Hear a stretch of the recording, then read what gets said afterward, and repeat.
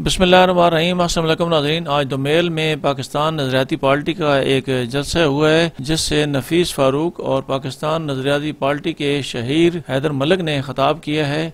आपको इनका खिताब सुनाता हूँ। आप हजरात ने पिछली 7 दिहाइयों से ये सब तमाशे देखे कि इन लोगों ने, इन वडेरों ने और इन सियासी लुटेरों ने जब भी ये लोग आए इन्होंने जुल्म और सितम की नई दास्तां रकम की, गरीब का नाम लिया।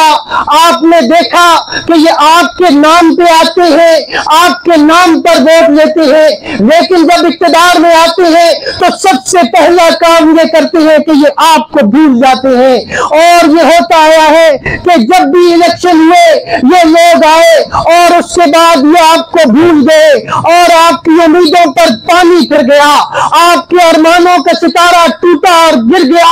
आप इनके लिए नारे लगाते रहे और ये आपको नारे लगाते रहे, आपके ख्वाब बिखर गए, कितना चूर हो गए। और इसमें आपका कसूर भी है, मेरा कसूर भी है। कहा रहा है जो फितने मेरी जमीनों में वो सांप हमने ही पाला है आसीनों में। किसी को फिक्र नहीं कौम के मसाइल की, रिया की जंग है बस हाशिया नशीनों में। ये लोग इसको ही जमहूरियत समझते हैं कि इक़्तिदार है इनके जानशीनों में। आपने देखा कि इक़्तिदार हमेशा से इनके जानशीनों में रहा। आपने देखा कि ये कभी इन्होंने आके ये कहा कि हम इक़बाल का पाकिस्तान चाहते हैं, कभी आके इन्होंने ये कहा कि हम कायद का पाकिस्तान चाहते हैं। तवक्को खैर की मुमकिन नहीं कमीनों से, वफा मेर की उम्मीद इन लहीनों से। मुसर है कायद आज़म की जानशीनी पर, निकल रहा है लहू जिनकी आस्तीनों से। लेकिन अब वक्त आ चुका है कि आपने कायद की शमशीर इक़बाल के ख्वाब की ताबीर शहीर का साथ देना है। जिसम बपा है कुटियाओं में ऊंचे हीरो कांप रहे हैं, मजदूरों के बिगड़े तेवर देख के सुल्तान कांप रहे हैं। जागी है अफलास के मारे उठे बेबस मुखियारे, सीनों में तूफान का तलातुम, आंखों में बिजली के शरारे। चौक चौक पर गली गली में नजरियाती परचम लहराते हैं, मजलूमों के बागी लश्कर अब सैर सदत उमड़े आते हैं। आपके ज़हन में वो सवाल आ रहे हैं कि यार हम इससे पहले नवाबों वगैरह जागीरदारों के खातिर एक दूसरे की मिन्नत करते थे और वोट मांगते थे, अपनी बिरादरियां खराब करते थे, अपनी रिश्तेदारियां खराब करते थे, लेकिन दुए में राशि बंद करने। मैं आज आपको ये कहता हूं एक चीज मुख्तसरन, क्योंकि पार्टी के हर कैंडिडेट का ये फर्ज बनता है कि अपने कारकुन की तरबियत करे। यहां जहां कमजोर लोग एक दूसरे के झंडे उतारने में लगे होते हैं, मैं ये कहना चाहता हूं उन कमजोरों का जवाब देते हुए कि मेरे भाइयों, हमारे सियासतदानों के पीछे कभी अपनी बिरादरियां खराब ना करना, कभी अपनी रिश्तेदारियां खराब ना करना, कभी किसी का रास्ता बंद ना करना। मैं आपको बताना चाहता हूं, मैं अपनी कारकर्दगी आपके सियासत के सामने रख चुका, लेकिन क्योंकि इस गांव में इस जगह पर आज मैं पहली बार आपसे मिलने गुफ्तगू हूं, मैं वो 2-3 चीजें आपके सामने रखना चाहता हूं ताकि आपके जहन से वो सवाल खत्म हो जाए कि क्या ये नौजवान हमारे हकूक की जंग लड़ेगा या नहीं लड़ेगा। क्या ये बाकी गांवों बाजों की तरह अंदर दूसरा बेरा बन के असेंबली में बैठ जाएगा जो हम लोग पिछले 75 सालों से उठा के भेज रहे हैं और वो खामोश तमाशाई बन के बैठे होते हैं, या ये भी हमारे हकूक की बात करेगा। ये आपके जहन में सवाल आ रहे हैं, मैं आपके सामने बात रखना चाहता हूं। मेरे बुजुर्गों, आप बेहतर जानते हैं कि 24 साल हो चुके हैं कि इस कौम की बेटी डॉक्टर आसिया सिद्दीकी को अमेरिका मुखालिफ तकरीर करने पर उठा के ले गए हैं और किसी की जुर्रत और मजाक नहीं होती किसी सदर ममलिकत या वज़ीर आज़म की कि वो खड़े होकर बात कर सके कि कौम की बेटी को वापस किया जाए, और अगर कोई बात करता भी है तो उसकी आवाज को बंद कर दिया जाता है। और उस अमेरिका को स्पॉन्सर करने वाले इसराइल के खिलाफ बात करना, ये तो सवाल ही पैदा नहीं होता। तो ऐसे सिनेरियो में आज से 3 साल पहले इस्लामाबाद की पार्लियामेंट मीनार के नीचे इसराइल का खाना और उसका परचम लगा के एक बदबख्त बैठा हुआ था, उसको 27 दिन हो चुके थे, वहाँ से वजीर गुजरते थे, वहाँ से मजीद गुजरते थे, वहाँ से एमएनएस गुजरते थे, वहाँ से शख्स गुजरते थे, वगैरह गांव से बड़े बड़े ब्लॉक ऑफिसर्स गुजरते थे, किसी की जरूरत नहीं हुई कि जाकर उससे पूछे कि तुम यहाँ क्यों बैठे हो, आपको फखर होना चाहिए बरेली वालों, तुम्हारे इस गांव से, तुम्हारी इस धरती से हम उठे जाकर से निकल मारे, जल्दी को पाना और दुनिया को बताया कि लोगों को ये हमारा किरदार है। मेरे भाइयों, मैं आज आपके सामने ये बात रखना चाहता हूं, हमारी तारीख लोगों के सामने है, 12-13 साल की जदोजहद इस दुनिया के सामने है। मेरे भाइयों, जब कोई जुर्रत नहीं करता था उस वक्त हम लोग निकला करते थे। मेरे कॉलेज सियालकोट की प्राइवेटाइजेशन का मामला हो तो हम निकले, कॉन्सेप्ट यूनिवर्सिटी इस्लामाबाद की डुअल डिग्री का इशू हुआ तो हम लोग निकले। दुनिया इस बात की गवाह है। मेरे भाइयों, मैं आपको बताना चाहता हूं, हल्की की बात कर लूं, आप लोग गिना देते हैं हर आने वाले बंदे को कि जनाब गैस यहां हमारे इलाकों से निकलती है, हमें नहीं मिलती। भाई, आपकी CSR की कमेटी का चेयरमैन कौन होता है? कॉर्पोरेट सोशल रिस्पॉन्सिबिलिटी की कमेटी का आपका सिटिंग MLA MP होता है। OGDC के सारे रॉयल्टी के फंड का वो सिर्फ 5-7 गांव के सरपंचों के भांजे भतीजों को ग्रेड 4 की नौकरी दिलवा देता है, चपड़ासी रखवा देता है और फिर उनके वोट वलेट के आ जाता है। उससे इस चीज से गर्ज नहीं यहाँ गैस निकले या ना निकले। और दूसरी बात ये, वो कभी जुर्रत कर ही नहीं सकता कि वो बोल पाए किसी के सामने कि जनाब मेरे हल्के का मसला है, मेरे हल्के का हक है, मेरे हल्के से गैस निकलती है, मुझे मिलती नहीं है। वो नहीं बोल सकेगा। वो क्यों नहीं बोल सकेगा? क्योंकि 29 कैंडिडेट अभी भी आपके सामने खड़े हैं NTA के लिए, जिनमें से 6 एक पार्टी के, 6 दूसरी पार्टी के, 3 तीसरी पार्टी के हैं। उन्हें डर है कि कल को अगर हम लोग बोलेंगे और अपने पार्टी रहनुमा से सवाल करेंगे, अगली बार टिकट किसी और को मिल जाएगा। भाईजान, इस जलालत से बचने के लिए कि मरियम बीवी के पीछे गुलामों की तरह हाथ बांध के मैं खड़ा रहूं या बिलावल साहब के पीछे हाथ बांध के गुलामों की तरह मैं खड़ा रहूं? लोग पूछते जनाब आपने अलग पार्टी क्यों बना दी, इतनी बड़ी बड़ी जमातें आपके सामने मौजूद थी। मैं उन्हें जवाब देना चाहता हूं, अलग जमात इसलिए बनाई कि बादशाह के महल में गुलाम बन के रहने से बेहतर है इंसान अपनी छोटी सी झोंपड़ी का बादशाह बन जाएगा। कम से कम जमीनी से बात करने के काबिल होगा, कम से कम आंखों में आंखें डाल के बात करने के काबिल होगा, कम से कम सीना तान के बात करने के काबिल होगा, कम से कम टांग बिटांग रख के उसको एक एक उसका गिरेबान पकड़ने के काबिल होगा। हमारे साथ जुल्म हुआ है। 75 सालों से आपको टूटी फूटी सड़कें मिल गई, कई जगह पे बिजली मिल गई, कई जगह पे वाटर सप्लाई मिल गई, कई जगह पे नल के नालियां मिल गए। नहीं मिला तो कॉलेज नहीं मिला, मेडिकल कॉलेज नहीं मिला, नहीं मिला तो यूनिवर्सिटी नहीं मिली। मेरे मंशूर का पहला हिस्सा यह होगा कि जीतने के बाद गलियां नालियां नलके जो हैं ये आपके काउंसलर और UC चेयरमैन भी लगवा देते हैं, हम भी लगवा देंगे, लेकिन उन सबसे पहले इस इलाके की बेटियों के लिए मेडिकल कॉलेज और बेटों के लिए यूनिवर्सिटी का काम किया जाएगा इंशाअल्लाह ताला। हमने इस जबरी पुश्ती गुलामी के बुत को तोड़ना है इंशाअल्लाह ताला। हम लोगों ने इस वडेरा शाही को खत्म करना है इंशाअल्लाह ताला। अल्लाह ताला ने हम सबको आजाद पैदा किया, हम क्यों किसी इंसान की गुलामी करें? हम क्यों गुलामी करें? हम क्यों इनकी चौधराहट को माने? भाई अपने घरों खाना खाने ऐसी सारे, हमने से कोई इनके दानों पे पलने वाला नहीं है। लिहाजा आज खुद फैसला करना है मेरे बुजुर्गों, आज खुद फैसला करना है मेरे भाइयों।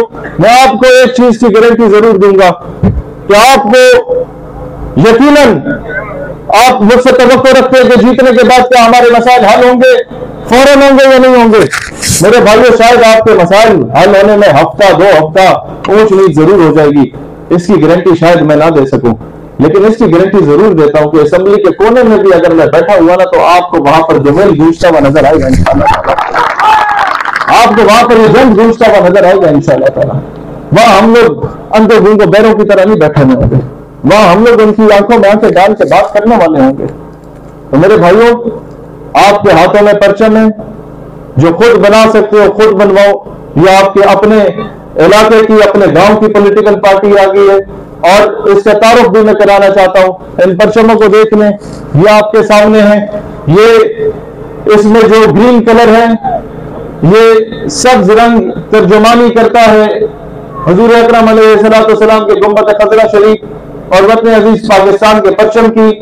इसमें जो सुर्ख रंग है ये तर्जुमानी करता है पाकिस्तान के शहदा की, उनके खून की तर्जुमानी करता है, और इसमें जो गोल्डन कलर है वो तर्जुमानी करता है, सुनहरी रंग तर्जुमानी करता है, एक तरफ क़िबला अव्वल बैतुल मक़दस फ़लस्तीन की और दूसरी तरफ रोज़ा इमाम हुसैन की, कि हर दौर के यजीद से टक्कर लेंगे, हर दौर के फ़िरौन से टक्कर लेंगे, हर दौर के दजाज से टक्कर लेंगे, हर दौर के ज़ालिम और जाबिर और काबिज़ कुव्वतों से टक्कर लेंगे इंशाअल्लाह ताला। और मैं वही बात करना चाहूंगा कि फिर शेर सलासिल में सुरूर अज़ली है, फिर पेश नजर सुन्नत सज्जाद वली है।